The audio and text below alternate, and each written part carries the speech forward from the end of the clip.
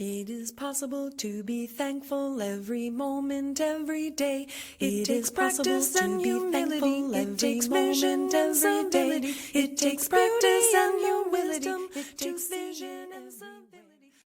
Hi, and welcome to Tell Me What Happened, the podcast that features people from all walks of life talking about real events from their childhood and how those events impacted their lives. I'm your host, Jay Rehak, and I love listening to stories from people's childhoods, which also help me understand who those people are. Tell Me What Happened is sponsored by Sidelining Publishing, publishers of quality books, including Susan Salidor's children's book, I've Got Peace in My Fingers, available worldwide wherever quality books are sold. Tell Me What Happened is also sponsored by LaughSaver.com. Visit LaughSaver.com and record your laughter. LaughSaver.com will keep it for you, now and forever. Your family will appreciate it. It's free and it's easy to use. That's LaughSaver.com. Today I'm fortunate to have as my guest Roy Huff, an award-winning best-selling science fiction author. Roy is Hawaii-based. He's also a research scientist and a teacher. He has worked on projects for NASA's Gozar Proving Ground and has written numerous science fiction bestsellers, including his latest, 7 Rules of Time Travel. Roy is also the author of the Everville science fiction series. Thanks, Roy, for coming on to Tell Me What Happened.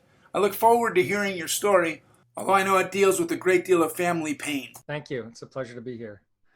Well, I'm thrilled to have you. I love the idea of listening to an author tell us a story about their childhood. I teach high school English classes, and they love to hear stories from real writers. So I'm looking forward to hearing your story. Are you ready to tell it, Roy? Yes, I am. All right, I'm going to stay out of it. I'm going to mute myself. I'll try not to interrupt. The microphone is all yours, Roy. Thank you. Well, I have quite a long story, and I could probably talk about a lot of different aspects of my life, and I think they kind of go together, a lot of them.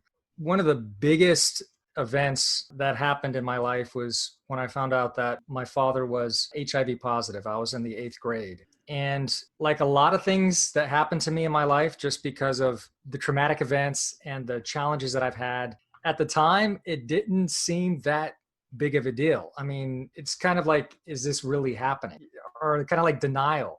And a lot of things that happened in my life just seemed so matter of fact because I was used to those kinds of crazy things happening. I was born in Virginia, but my family moved to Kentucky. So for the first 6 years of my life, I lived in rural Kentucky in the hills in a trailer park, and it was rundown trailer park. I remember times in the winter, we had a big hole in the bathroom and air would come in and we'd get really cold in the wintertime. And one time the trailer park, the trailer itself caught on fire. It had some kind of electrical fire. And then we went out and we waited for it to stop. And then when it stopped, we went back inside and like, oh, okay, I guess we're fine. So that was the kind of thing that I was used to growing up. And at the time, my father had been in the military, but he suffered from bipolar disorder, as did many of the people in my family. My grandfather also, some other close family members that I don't want to talk about because they're alive today. But mental illness has plagued and continues to plague my family. So it's something that's very close to my heart and it's on my mind frequently. But my father suffered from bipolar disorder, and he was also a gay man.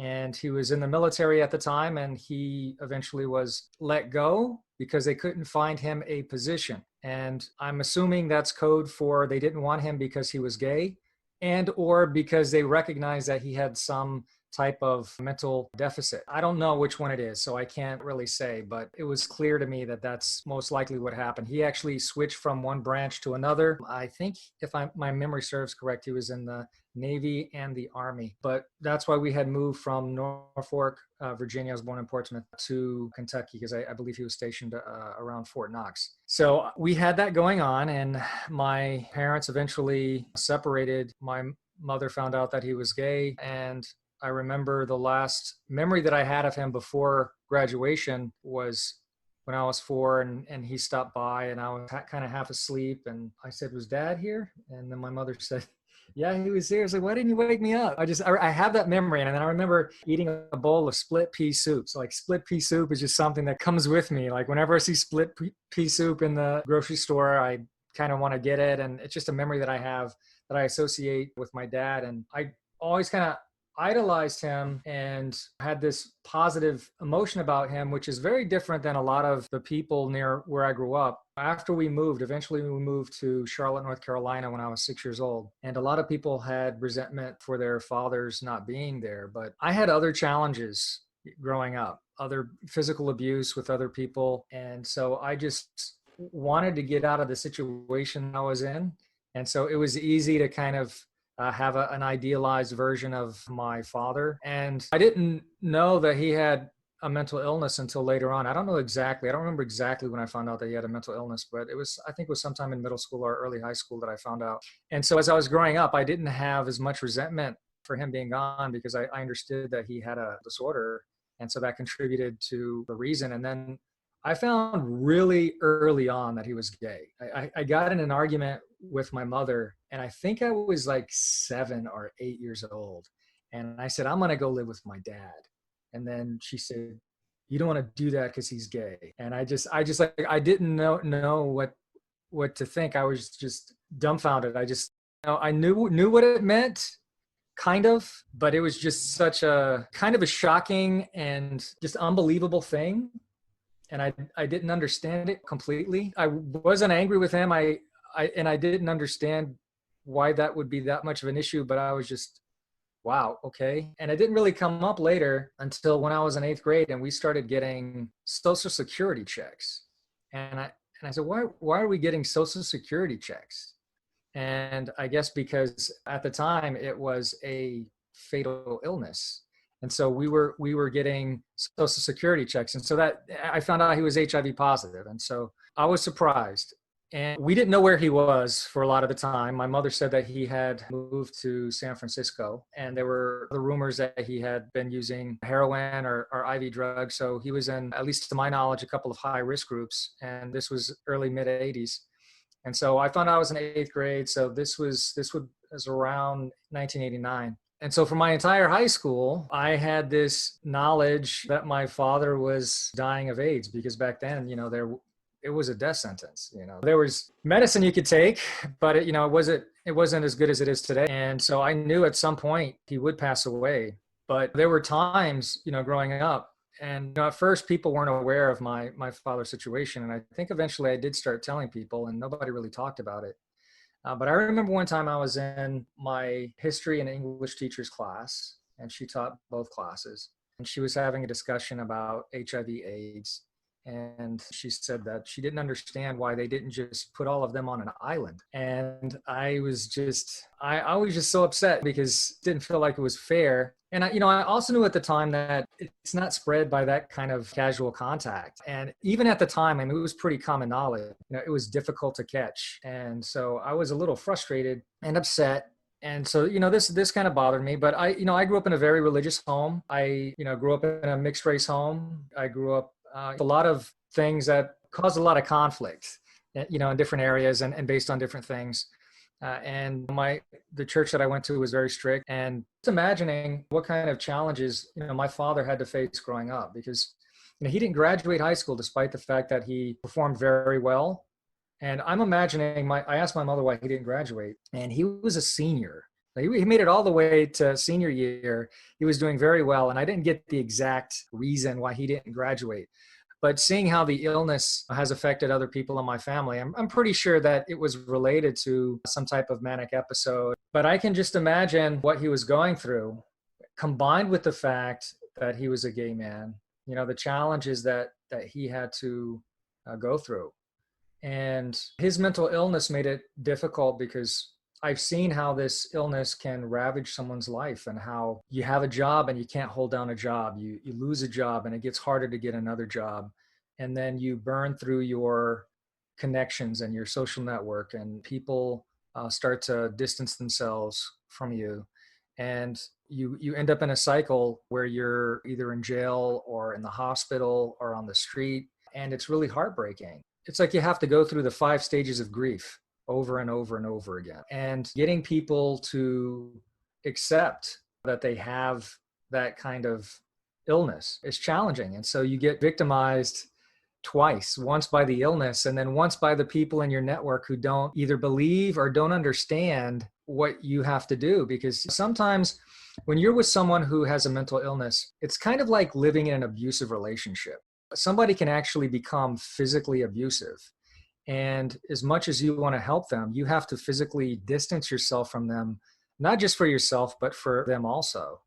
And you want to reach out to them, but you have to do it in a responsible way and in a way that they're receptive to. So you have to be aware of these social cues that they're giving off so that you can kind of read where they're at to see what kind of response you can give them. But normal people, people that are a little bit distant from the situation, they don't understand this. And the people with the mental illness, depending upon the severity of it, and I've seen it across the spectrum, they can lash out at people that are closest to them, the people that are trying to help them the most.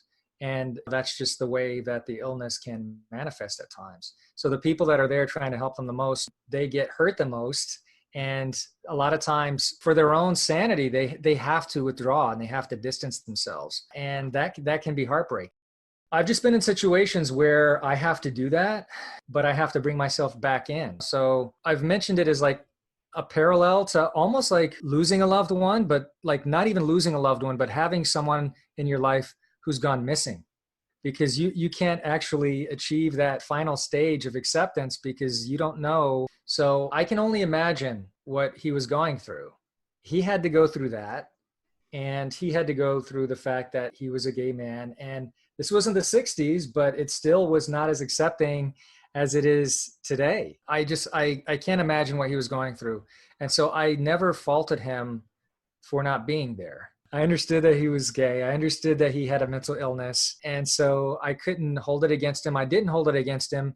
And in fact, it probably allowed me to think of him, through kind of a rose-colored haze to kind of have a positive view on him. And so I always wanted to talk with him and to develop a relationship if I could at some point in the future. I saw him again at my graduation. So we were able to get in contact a little bit, and I was able to develop a little bit of a relationship with him. But between the time I graduated and when I was 21, when he passed away, his illness started to eat away at him. And eventually he died. The cause of death was malnutrition. So did he commit suicide, or was it wasting from AIDS, HIV, or a combination of both? He was in multiple high-risk groups for suicide. And it's quite possible that that's what happened, that he did kill himself. And so I'm dealing with this now. Growing up, I didn't even have a full handle on the devastation that this can have, because I was not suffering from that type of illness. I was a very optimistic and positive person, and I still am today. So I was able to set aside a lot of the problems, the poverty that I had, because I did believe in a positive future. I was a Trekkie, it was Star Trek: The Next Generation. That was my thing. And I was looking a couple hundred years into the future and seeing all of the great advances that we had technologically. And I had no doubt I was going to do great things, when I grew up. Yeah, I wanted to be a meteorologist. And I remember when I was 4 years old, I saw a TV weatherman give the weather. And then I went outside and I started knocking on all the trailer park doors, telling them what the weather was going to be. And from that point on, that's what I wanted to be. I wanted to be a meteorologist. And before that, I think my mother told me I wanted to be a clown. I don't remember the clown part, but I remember the weather part. And so that gave me a lot of focus that I think a lot of people didn't have. And so I was really excited. And science fiction and Star Trek and all of that kind of gave me an outlet and an opportunity to kind of get outside of my own head and my own circumstance and my own situation. And so, yeah, that's my story, basically. All right. Well, thank you, Roy, for that very powerful story. So sorry that your father suffered from the HIV and all that you went through as a young man in terms of your poverty and the struggles. And yet here you are, a very successful science fiction writer, and also a man who seems to be incredibly optimistic despite everything. So my question to you is, how exactly has that childhood experience, losing your father to HIV, how has that impacted you as a writer and a teacher and an overall human being? How has all that affected you? Yeah, I mentioned that I grew up with a very positive and optimistic vision, and I still have very much a positive and optimistic vision. And I know it may not look like that right now with all the challenges that we're facing. I know a lot of people maybe have a dystopian view of the future, but I do not. I do not have a dystopian view of the future. I'm very optimistic. I think we will solve a lot of the challenges that we have. And I'm not saying it's going to be easy or it's going to happen overnight, but I do believe that things will improve and they'll continue to improve. And I think science fiction is a great outlet to explore those possibilities. Science can be a reflection of society. So with the challenges that we're facing, we're seeing a lot of dystopian fiction out there just because people are expressing what they're seeing or their concerns. I tend to have more optimistic endings and an optimistic future. So that's what people read in my writing, and that's because that's what I like. I deal with enough pain and challenges, and I like to show a path to reaching that light at the end of the tunnel. We can achieve that, and even people that have severe mental challenges or learning challenges, I believe that everybody can achieve growth. And it doesn't mean that they're going to be able to achieve, you're never going to achieve 100% of your goals, and a lot of that comes from having a growth mindset. And I love that book, Mindset, by Carol Dweck. And as an educator, I think it's very germane to our industry. But I also think it ties in with having an optimistic vision. If you don't believe that you can improve, if you don't believe that you can grow, if you don't believe that things can get better, you're not going to try.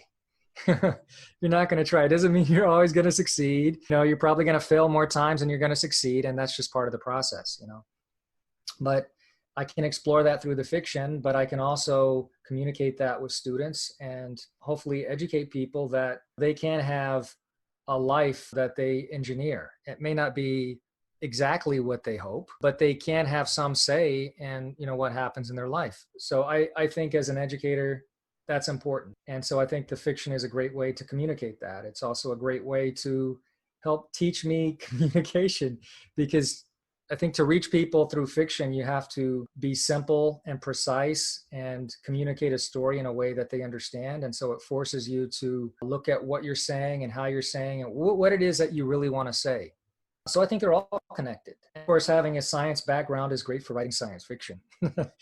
So, I love time travel. I love physics. I love meteorology. I love all of that stuff. So especially the theoretical side. So it's really fun. My latest book on time travel, it's really fun to kind of theorize about different ways that we could travel through time and to explore that. And it's a great way to actually address all of the things that you want and still achieve some escapism at the same time as a means of therapy. So that's my view on it. Wow. That was a very powerful and moving story, Roy. I'm astounded, impressed, amazed that after all you've been through, you're still an optimist. And I want to thank you for coming on to tell me what happened. And I do look forward to reading your latest science fiction novel, 7 Rules of Time Travel. So that's our show. Thanks again to Roy Huff and to our sponsors. Specifically, I'd like to thank Sidelining Publishing and LaughSaver.com for their support. We're going to end this show, as we usually do, with Susan Salidor's classic song, Every Moment, Every Day, which is available on Spotify, BTW. So until next time, this is Jay Rehack asking you all to stay safe out there and try not to hurt anybody. It is possible to be thankful every moment, every day. It takes practice and humility. It takes vision every day. It takes practice and humility. It takes vision and ability. It takes possible to be wisdom to see it everywhere. It takes practice and humility. It takes vision and ability. It is possible to be thankful every moment, every day. It takes practice and humility. It takes vision and ability. It takes practice and wisdom to see it everywhere. It takes practice and wisdom to see it everywhere. It takes beauty and the wisdom to see it everywhere. It is possible to be thankful every moment, every day.